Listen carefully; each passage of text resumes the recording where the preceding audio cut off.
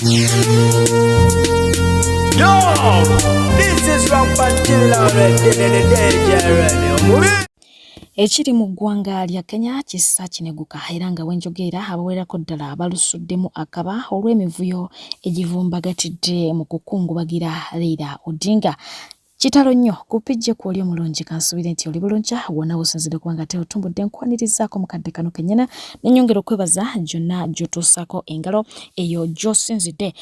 Omukyalo mu ggwanga lya Kenya avuddeyo n'ekiteeso ng'asaba gavumenti egunjeewo oba introducinge esente shillings 800 nga zino zirepresentinga omugenzi Raila Odinga olw'ensonga nti afiiridde ku myaka 80. Ono asabye nti zisobola okubeera mu kinusu oba mu kapapula kyonna gavumenti kyeneba ekoze ki esazeewo naye nga badde asaba ekiteeso kye kiteekebwe mu nkola. Namungi w'omuntu yeeyiye ku kisaawe okuba nga ate baaniriza omubiri gw'omugenzi era nga babadde basuubira nti gutuukidde mu nnyonyi yennyini eyo gye bagenze maaso kubanga ate beerippirako okuva mu ggwanga lya India gye babategeezezza nti gye yafiiridde. Wabula ate kibadde kya nnaku nnyo nti omugenzi mu keesi tabaddemu, keesi ebadde nkalu ate nga abantu beeyiye mu bungi okukamala so nga ate ne keesi gye babalaze nti esimbula okuva mu ggwanga lya India ate era still si ye keesi ebadde ku ground mu ggwanga erya Kenya. Tebakomye awo bakuŋŋaanidde mu kisaawe ekimu gye babategeerezza nti eyo gye bagenda okuba nga ate bakuba erisse evvannyuma ku mugenzi so nga ate nayo amasasi ne tiyagaasi binyookeddeyo olw'emivuyo egibaddeyo. Kibadde kya nnaku nnyo nti abantu bano bonna babadde baagala okulaba ku mugenzi wabula ng'ate gye bagenda okumulaba oba gye babadde babakuŋŋaanyiriza okumulaba tabaddeeyo nga keesi batambuza nkalu so nga omugenzi omubiri gwe gubadde mu maka ge. Kitalo nnyo, kitalo ddala.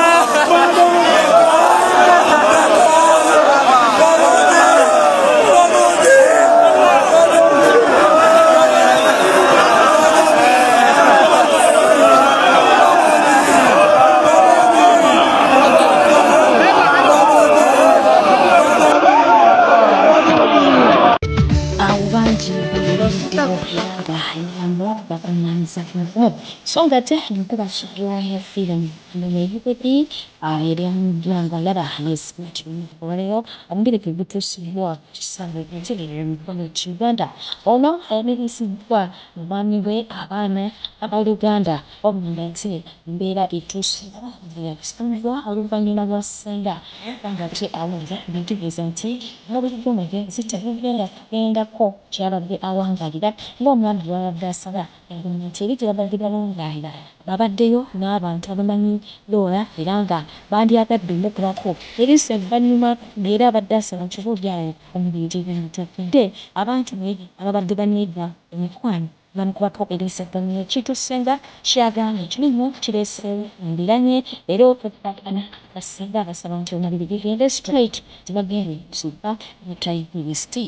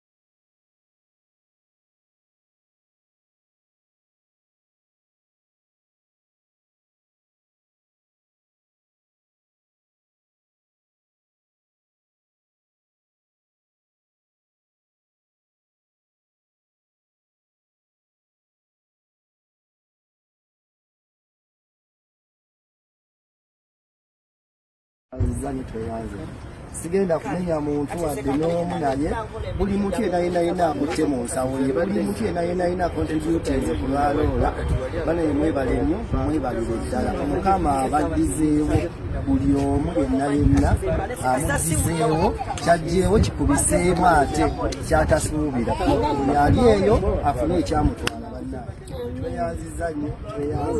tetuze ffe katunuzaako eno nate bapiikinga ku kisaawe ng'atwala akima ku bantu wano bava ebulaayo eyo mwenna emirimu gye gyakola mugimanyi ashakama emirimu gyonna agikola tulinaye ku kisaawe wano nazo tuwerekerako okukima muganda ffe tumutwale ono mubeera naye eva yonna ab'e Dubai mbalabyawo ku live mwenna mutaddeko buli omu waali bagambe kati ffe kwetuli tugenda balaga buli kimu tugatambuza ensonga zonna okufuluma wali okumuteekako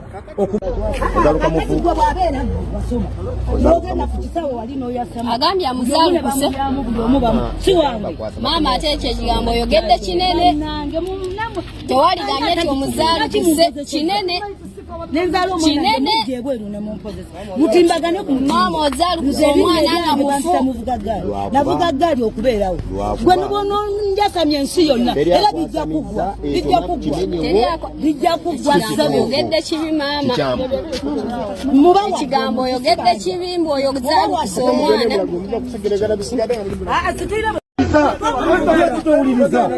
lwaki towuliriza omwana ogenda mukolera ki omwana ogenda mukolera ki okumala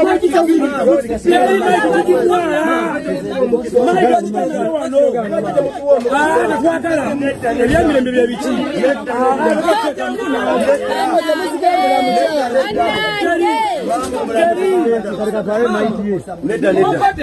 This is too much. This is too much. mazima gabere mazima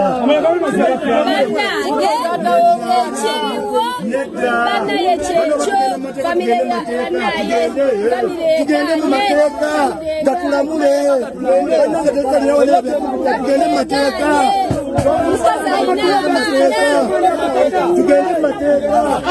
tugende mu mateeka bannange ennaku zonna tugende mu mateeka galawo ekimotoka galawo emotoka tulowooza tava wano tugende mu mateeka amateeka galamule tokkiriza plaza tokkiriza byonna bye bakugamba tokkiriza amateeka galamula tokkiriza tekiriyo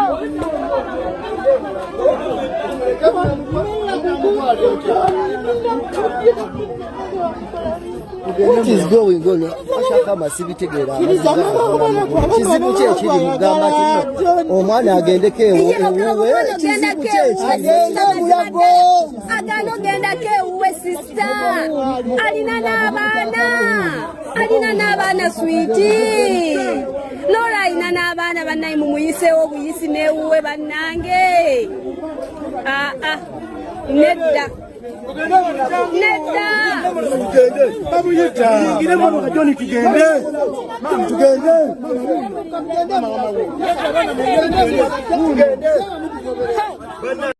Oluvannyuma lw'okumala ekiro kirambe ruzira ye ASP amanyiddwa nga Nsima Clive Ngono yalabikira mu katambi ng'agenda maaso okuba ng'ate ayise ensambagire mu ku bakozi ba supermarket ateereddwa ku kakalu olunaku olwaliro kakakadde kamu ak'obuliwo so ng'ate abamweyimiriridde basatu buli omu ateekeddwako ensimbi ez'obutaliiwo miliyoni 5 kino bakikoze okumakinga sure nti alina okudda mu kkooti agende maaso okuba ng'ate amalayo oba aggusa ensonga ze yatandika. Bannayuganda beeyongedde okutya oluvannyuma lw'emmotoka ekika kya Felda okuleetebwa mu kifo ekimu ekiri very busy bwe batyo ne batandika okuba ng'ate bapakiramu omuntu ku mpaka. Abantu bano abadde bakakalabiza wano bagezezzaako okwecwancwana nga basaba ababadde batwala omuntu ono ku mpaka bakikomye wabula ekibabuuseeko be kibamaze enviiri ku mutwe kwe kubagirayo lubasitoola mu ngeri ey'okubatiisatiisa. Kino kyongedde okuteeka Bannayuganda ku bunkenke Bunkenke nga beewuunya omuntu atali mu uniform ya musirikale okubanga atambula n'emmundu ate n'agijjirayo mu bantu wonna waba ayagalidde. Jjukira nti bannayuganda abawerako ddala battiddwa mu ngeri ezifaanako bwe ziti nga n'abo oluusi ababeera mu uniform babakuba amasasi nga bakozesa emmundu ze baba balina. Ate nga ye munnansi okuva wali eri mu district ey'Embalala agenze mu hotel ey'omuyindi okubaako bye yeefunirayo tebimutambulidde bulungi oluvannyuma lw'omuyindi okumufulumya litrit ng'agamba nti entabwe evudde ku kukozesa toyi za hotel eno. Ono agamba nti bavuddewo bubi nnyo n'omuyindi ono. Yo, what's up? Ndi wano Mbarara eno restaurant mujirabe eno hotel musajja muyindi.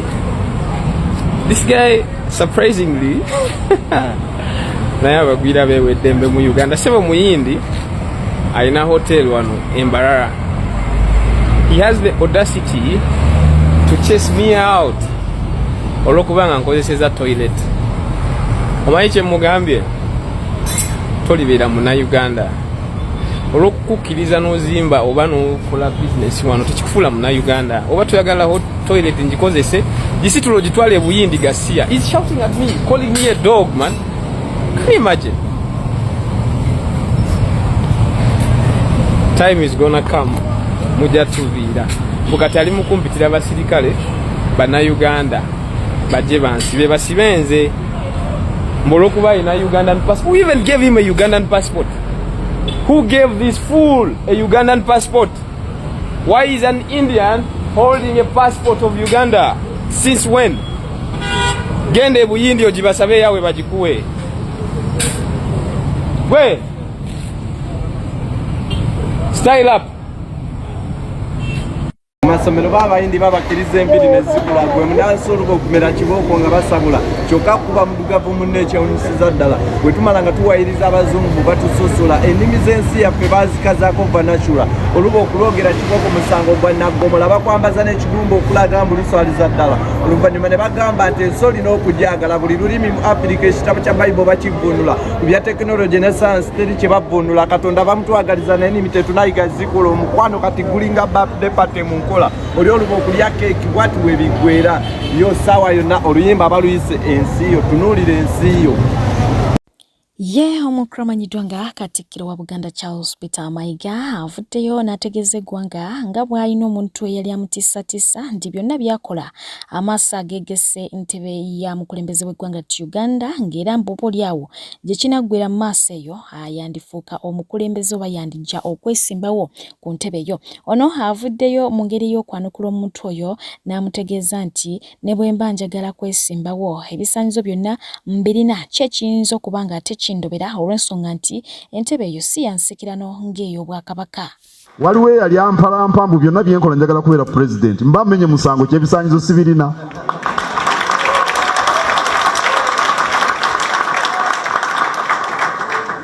Oba alowooza nti obwa pulezidenti bwansikirano obwakabaka bwe bwensikirano.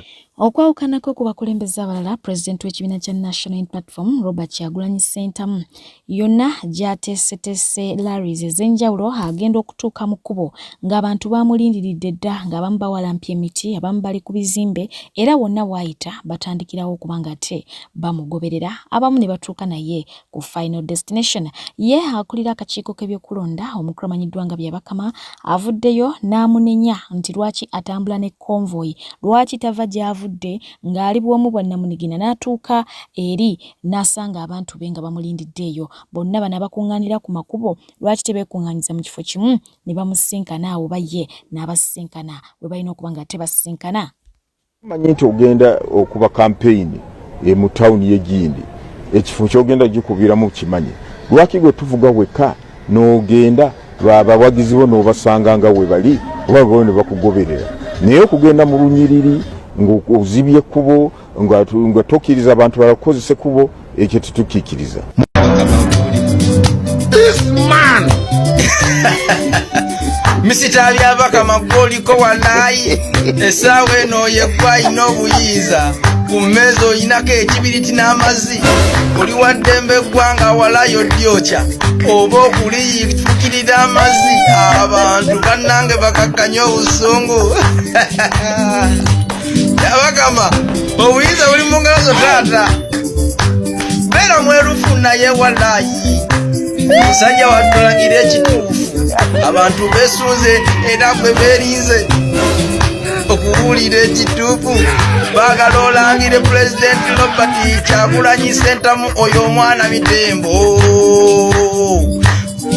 waaba bajjajja batuufu bayajja bagambye nti Mitembo yaliwo kati gwe gwomanyi ekyo ensi yasalawo dda. Bo bannankyukakyuka bavuddeyo ne babuuza poliisi wamu ne gavumenti ya Uganda kyekyalinze okukwata omwami eyeewera enkolokoto okuba Robert Kyagulanyi Ssentamu amasasi. Ono azze akola vidiyo eziwerako ddala ng'ategeeza nga bw'ajja omumiza omusu. Vidiyo ezasookera ddala yazikoleranga mu masiki wabula nga kati byatuuse takyalina budde bwekweka wabula ng'ono mu bifaananyi bye azze alabibwako n'abakuumaddembe ab'enjawulo ab'eggwanga lya Uganda. Ye bw'aba yalemwa nze ngenda mukuba amasasi mutte. Towakana bwerinda olabe ennaku zikyaliyo bakyakuba kampeyini obudde bukyaliyo nina okwetegeka mufunire tagete ennungi.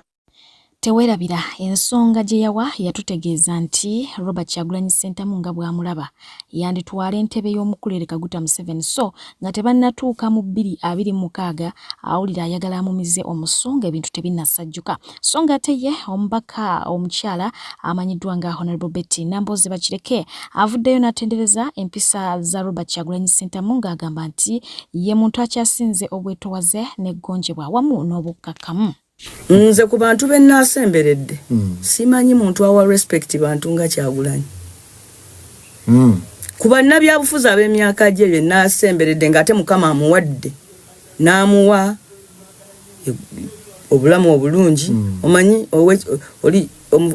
ow'ekitiibwa kyanjo yali agambye nti obuvubuka obuyinza obugagga bisobola ovaamu eddalu naye ono Kyagulanyi tebyamukola nga mugagga nga muyigirize nga alina obuyinza ne Kyagulanyi asobola okuwa ekitiibwa. In fact kanya nnyo ne batandika n'okulowooza nti nno oba nti taliwo bajja mukozesa kyaliko tali predictable kituufu ate nga bagamba nti bw'obeera munnabyabufuzi omulungi oteekwa okuba nga toli predictable. Bw'ogenda waali asooka kugamba mukyala Nambooze banaye tubawanye ekitiibwa singa temwali mmwe singa naffe ebiro tetubirimu twebazaako wamuwulira bwe yanjogerako mu kuzika taata wange amuwulira highly respective full of people. Kakati abantu abamu batwala ekyo for granted nagamba bo balowooza nti tusanze ekimbuyege kati bw'agenda to act abantu abamu abaleka mu surprise because baba balowooza nti ate omusajja amaze okugamba nti ebyobufuzi yabiyigira ku nsi ate omusajja amaze okuntendereza nti ndi wa kitalo nnyo Nambooze kakati n'olwekyo kakati nja kubeera emukono mukubire essimu mulagire gwe ninawo wano Byron muwo bwakyamaani bwa district kakati bw'agamba no ate no ye ebeera no which is very crucial of a leader. Leader akugambanga no n'onyiiga okusinga okugamba yes ng'ategeeza no. Wadde nga Kyagulanyi waliwo abatamukkiririzaamu weewaawo abamukkiririzaamu be bangi era ng'ono agenze mu maaso okubanga ate asiimibwa omu ku basajja abali mu kibiina kya NUP ng'ono nno yava nayo ko nga yeetaaga kaadi wabula ate neemumibwa bw'atyo akoze ekikolwa eky'obuzira bw'akutte emmotoka gye yali yateekateeka okukozesa mu campaigns ze singa abaweereddwa kaadi n'agigabira omukulembeze w'ekibiina kya National Platform era ng'ono wano wennyine naye wasinzidde n'agikwasa abakulu mu kitundu ekyo okubanga ate bagyeyambisa mu biseera bino ebya campaign. Kinajjukira nti abantu bangi abataafuna kaadi era nga kati twogerera Robert Kyagulanyi Ssentamu gwe baali bawaana bamulabanga omulabe waabwe. Otuwadde lesson ey'amaanyi ennyo. The same thing ne Comrade Zanubia. Comrade Zanubia naye yali yeesimbyewo n'atafuna tiketi naye yatulabirira yatufumbira emmere ye ne mwami we bali into the struggle, not just for positions but for the betterment of Uganda. Era nange njagala bakakasa bannange tugenda mu buyinza. Nze bwe mulaba wano, I'm going to be the president of the country. Era tukulembera ensi nammwe. Webale nnyo mwebale dda, mzee webale nnyo webale dda. Let us do this. Let us do this. Era kikwasiza ddala gwe Zanu. Takbir! Takbir! Takbir! Takbir!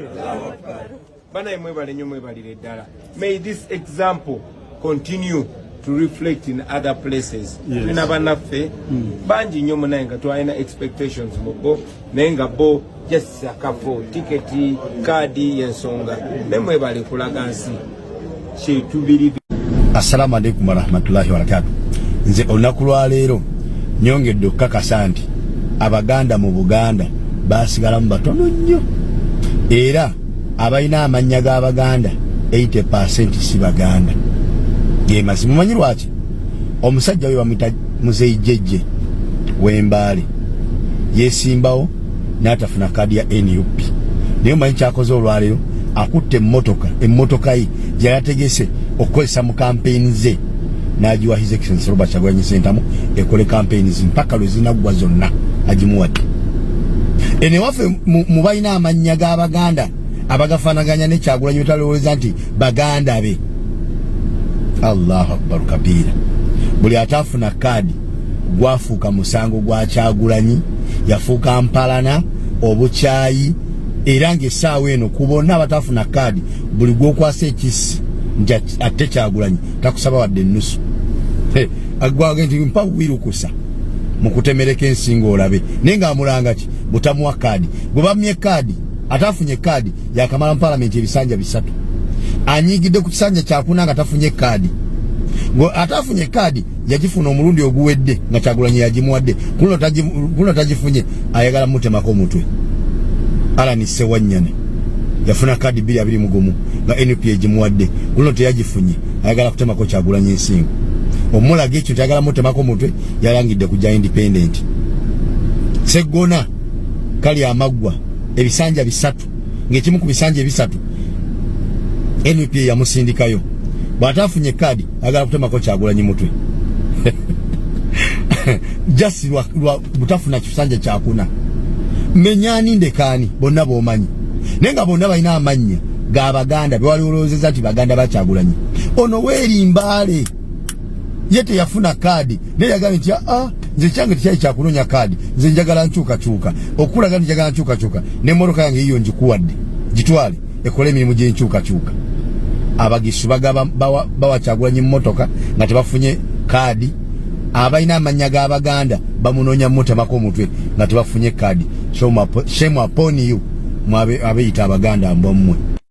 Ate nga ye munna NRM omukyala amanyiddwa nga Justin Namere yeewuunyisiza bannankyukakyuka bw'avuddeyo n'ayogera ku nsonga ya kaadi engeri gye zaagabibwamu mu kibiina kya NUP era ng'ono mu bigambo bye atenderezza omukulu Robert Kyagulanyi Ssentamu era bw'atyo n'akakasanga bwe yawona abantu abamu ku lw'ensonga nti baali si balungi gy'ali ate nga be basinze obungi okubanga bamwetoolodde. Kyagulanyi ne bwe yali badde mulungi nnyo kuba ndaba bamukwata shortcomings ku shortcoming. Naye ne bwe yalikedde ku makya nga mulungi nnyo nga buli kimu kituukiridde ng'abamu bwe bakyagala kituukirire. Yalifunye atya obwa pulezidenti nga yeetooloddwa bannakigwanyizi. Opportunists abazze okwenoonyeza ebyabwe. Namabommi muntu kadi omuntu naafubutuka ebigambo ne weesisiwana n'ogamba lindako onaafubutuka bino ebigambo ye yali agenda okuwerekera ono bafune obwa pulezidenti bw'eggwanga. Oli naafubutuka ebigambo kadi eruma nga kiri so clear nti agenda y'ono Honorable Kyagulanyi nono honorable gwamye kadi saali zanjawulo from the start. Nyo. omuntu ne bamugamba nti ekibiina kigambye wano okoze ensobi debbali oba wetondere bannakibiina olina dduka buddusi mu nnaku 36 ng'amaze okukola ekibiina kye ne weebuuza nti lindako noono yali awerekedde oli kufuna bwa pulezidenti oba yali yeenoonyeza bibi naye mmwe munnamasaka ali eyo oli mu kumugamba yeefumiitirize Bobby ne bwe yali badde mulungi gwe sooka otunuulire abamwetoolodde nga ye yennyini twonnagamba nti omukwata ensobi ye yennyini nnyini kwa mubaamu abamukwata ensobi ali kino takirina takoze bw'ati ebibuuzo tabizzeemu bulungi era ng'omuntu yenna omuntu okufuna okuwamba obuyinza n'okubeera nabo by the way it has so little to do with ani akulembeddemu abantu abo it has so much to do with baani abamugoberedde baani abalwanye naye nde bwaba mulungi nnyo ng'abalwanye naye bayaaye era okubukuuma kiba kitono the cause will fail omukulu amanyiddwa nga Musiri David ngono yali munnankyukakyuka wabula oluvannyuma lw'obutafuna kaadi yava mu mbeera era nga kati ali ku lulwe yavuddeyo n'alangirira nti wakwesimbawo bwannamunigina so nga ate olunaku olwaliro abategeezezza nti akabonero ke kajja kubeera mu kalakasa ate nga takomyawo avuddeyo n'atandika campaign za fundraising ng'agamba nti yeetaaga akasimbi akayinza okumuyisa mu kaseera ka campaign jjukira nti kaadi yali emu wabula nga bagiriko n'omukulu amanyiddwa nga Alan Sewanyana ate bwetyo neweebwa omukyala amanyiddwa nga Zahara Lwirika. So nga ate ye munne bwe bagenda okuvuganya bw'atyo naye olunaku lw'eggulo yakakasizza abawagizi be nti Kagwake Keetonye wakwesimbawo ku kifo ekyo watasobola kufuna kaadi mu kibiina kya NUP naye nga Lord Mayor Erias Lukwago yabadde omu ku abo abakuŋŋaanye naye era nga yamukakasizza nti obuwagizi bwe abulina 100 ku 100 wabula nga naye mukadde ke kamu yamusabye amuwagire asobole okuba nga ate awangula ekifo ky'obwa Lord Mayor Natera mu kibuga Kampala. Songa ate gye bukeredde ng'omukulu amanyiddwa nga Miles Ramite yeeyunze ku kibiina kya Common Man's Party ekikulemberwa omukulu amanyiddwa nga Mubarak Munyagwa ng'agamba nti Kagwake Keetonye alina okuggyayo oba okusigukulayo omukulu amanyiddwa nga Joel Ssennyonyi ku ntebe ey'omubaka wa Nakawa West. Guno si gwe mulundi ogusookedde ddala Ramite okuba nga yeetaba mu kalulu era nga n'akalulu k'omwaka oguwedde yakeetabamu wabula n'agwira ddala n'enkona n'enywa. Ate nga ye omukulu amanyiddwa nga Alien Skin da Anirole avuddeyo n'ategeeza nti bonna abeetabye oba bagenda okwetaba mu campaign za 2026 tewabaawo omukulembeze n'omu oba omuntu yenna candidate agenda maaso okuba nga ate akozesa ennyimba ze mu kuwenja akalulu kabibeere ebigambo bye okubikozesa mu kuwenja akalulu agamba nti ajja kuba mu mbuga z'amateeka kubanga yejja kuba nsonga ya copyright yennyini ewedde emirimu. Mwana mulenzi amanyiddwa nga Madubala ngono yabadde yakateebwa okuva mu kkomera ezimu ku nsonga ezamukwasa kwe kuwagira enkyukakyuka gattako mbu okola content ya Vola Geno omukulu amanyiddwa nga Muhoozi Kainerugaba akati yatuukidde wa King Saha era ng'ayongedde okubalaga nti ku Bobby kwatava no matter what. Nkwagala Bobby for life. Bobby for life. Ayagala bugwayi. Ogambye otya? Nkwagala Bobby for life. Madubala avudde emidala ayagala bugwayi okukaba. Can see you tomorrow. Nabatuusaako abantu Betororo nga beemulugunya ng'omukulu Bakyagulanyi Ssentamu bw'atannabakyalirako oba bw'atayitangako waabwe era nga baamukoowola bakyalireko. This time round olunaku lubadde lwaleero ajja akakalabirizeeyo era nga bazze mu bungi okwawukanako ne laarizi ez'enjawulo zazze akuba bwekyanga zitandika. Omuntu w'Etororo abadde muyitirivu nnyo ate nga abadde active nnyo. Abantu bakuŋŋaana buli lukya mu bungi era nga ndabyekaawo aba Metro FM nga beebuuza abantu bano abakuŋŋaanira Kyagulanyi gy'abagenda okubeera buli lunaku gyonna gy'abalaze mu bungi bajja batya abajjawa era abakunga atya. Anyways ngenda kubanga ate mbasibulira wano mwebale kubeera balabi balungi nsimanyo simira daleta sime bulaji waso. Thank you so much olwobudde bwamwe abalikinga abakomentinga namwe abatasobodde naye nga nsimanyo simira dala nembajukiza nti airport pickup weri atenga namwe abetazo ogenda emitala wa mayanja wekiri nnyo nyini ddala kikolebwa gwe yeetaze passport ya naku 2 ya naku 4 ya weeks ya mwezi jangu tuberenga ate tukikwasaganya namwe abetaze Interpol byonna tubikwasaganyiza ddala bulungi ate nga biri legit. Yes ngenda kubanga mbasibuza video ya Bobby sasobola gigabanako namwe naye nga ebadde emukwezo ezize zibeerawo jaze atambulira mu bitundu ebyenjawulo ng'alina message gyayisaawo eri abasirikale b'eggwanga Uganda atasobola kugiraba nganze bwe nali sigirabye bwotyo gyerolereko mbadde piche atakuumira mpera abankuumire mubeere bulungi mweraba.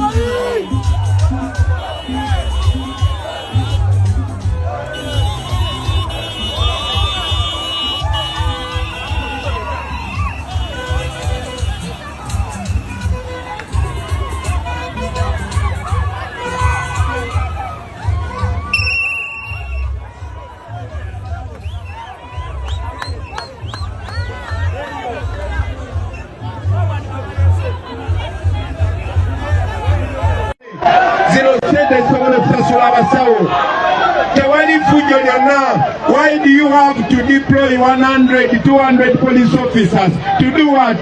Mzakataja katono. Matimutia.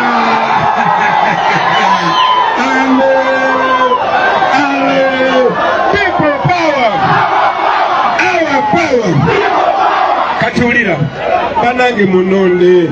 Mulaba bano ba police officer.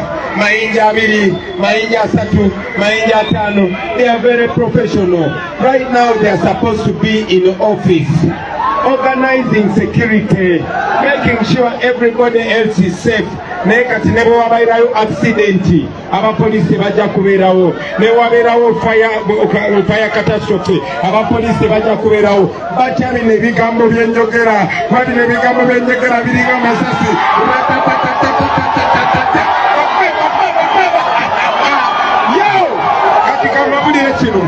Mwaba police officer banange mugenda kunyumirwa bayirewe kambabulire mwebale kuma mpisa tukumye mpisa discipline mwalabye koti ya gasi yonna naye nga bamuyinaawo mwalabyeko amasasi gonna naye nga bagayinaawo ekitegeeza tugenda kuwangula Museveni ng'alina emundu naye nga talina gwa kubasasi bakubasasi leba ofisa bakiraba balaba tetulina musango bino byonna bye tukola biri within the law and these are officers of the law. So namwe mbasaba, please don't look at them as your enemies. They are not your enemies. These are our brothers, these are our sisters, these are our uncles, these are our friends. One of these could be your boyfriend, one of these can be your girlfriend. Our police will have number.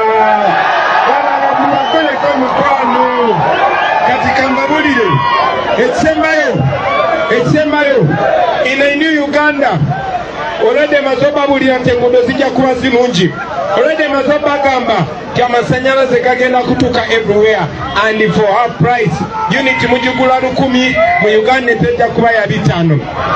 Uganda is part of Africa na ite muina mazi. I'm promising you in a new Uganda, every household, every village, every hospital egenda kubeera na maziga tap. Ataka maziga tap gagenda kubeera ga siringi 10 shillings per 20 liter jerrycan. That is possible. My promising that as soon as I become president, you are going to get back ownership of your coffee. Mwe bako bakutaka tugenda baza kutaka lyamwe. Tugenda kubanga tweyagala. Banange muveyo mulonde. Muveyo mubunji nga mulonda. Non-violently but assertive. Yagala kubasaba mwena. Eno message jemba gamba. Nebirala byonna byonna sibibagambe naye manyi ndaba mwena mwena smartphones. Mukozese TikTok. Mukozese Facebook. Mugende mu making sure mu spreading a message. Muganda bone waba police muweka message. Kasindike mu family group. Kabulira ba obi ne ba OGs.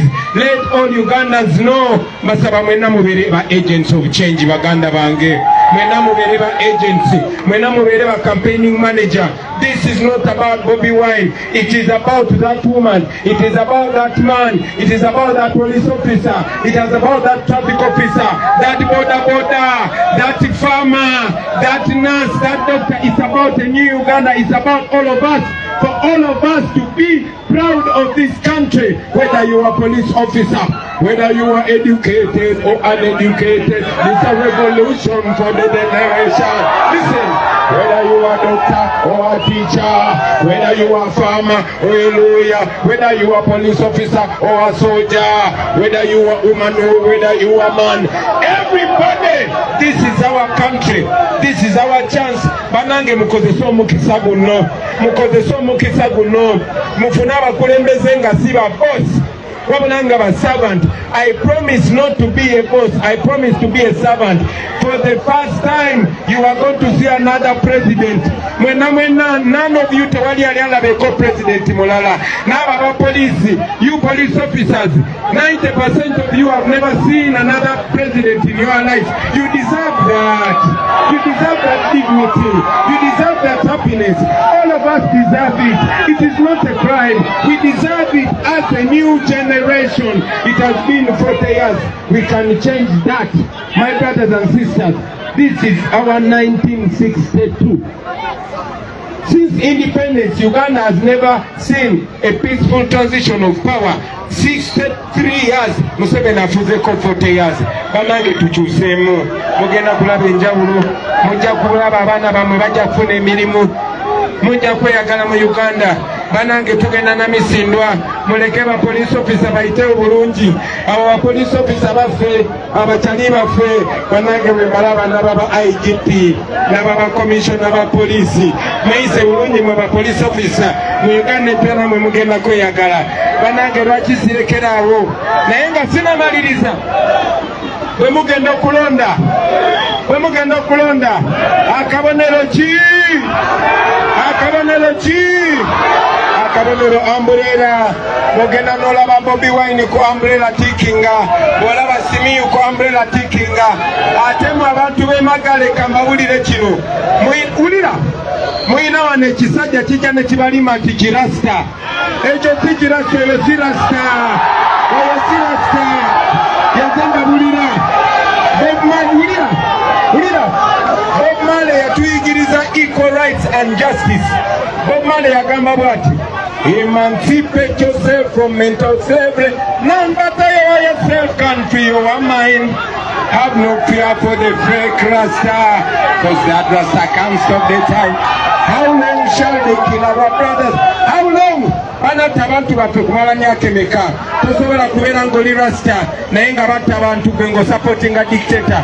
Tosobola kubeera ng'oli Rasta nga balepinga abakazi n'otafaayo. Tosobola kubeera ng'oli Rasta ng'abantu batambulira ku luguudo bwe buti. Tosobola kubeera ng'oli Rasta naye ng'osupportinga black colonialists. Simiyu ye Rasta omutuufu. Mbabuulira kino kubanga ge mazima. Vote for Simiyu and vote for the umbrella. Vote for change. Temusupportinga muke. Tolonda kintu kyonna kya yero.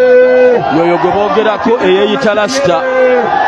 Yoyo gwe boogerako eyeeyita Rasta. Wuyo tabangako Rasta. Eyo mukibi. Abannayuganda babitegeera kati nooza ne bwentema baboyi. Mukibi asese. Bana mukumanga n'umukumanga. Mukibi.